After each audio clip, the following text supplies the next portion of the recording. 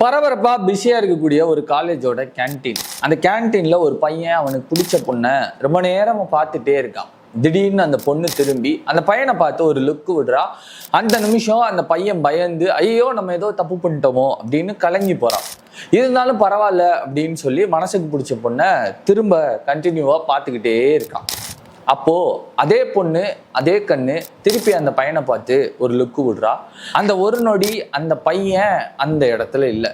மொத்தமா அந்த பொண்ணோட கண்ணுக்குள்ள அந்த பொண்ணோட காதலுக்குள்ள கரைஞ்சி போயிட்டு பிடிச்ச அந்த பொண்ணு பார்த்த ஒத்த பார்வைக்காக இந்த மொத்த உலகத்தையும் அவ காலடியில கொண்டு போய் வைக்கலான்ற அளவுக்கு ரொம்பவே கனெக்ட் ஆயிருப்போம். 2000 வருஷத்துக்கு முன்னாடி வள்ளுவர் எழுதி இருக்கிறாரு, இருநோக்கு இவளின் கண் உள்ளது, ஒரு நோக்கு நோய் நோக்கு, ஒன்று நோய் மருந்து. தலைவியோட கண்ணுக்கு 2 பெரிய பவர்ஸ் இருக்கா.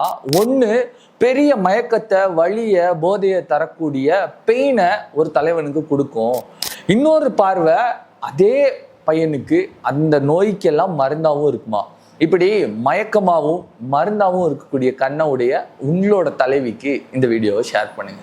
அந்த விஷ்ணு கையில சக்கரம், இந்த விஷ்ணு கையில கேமரா.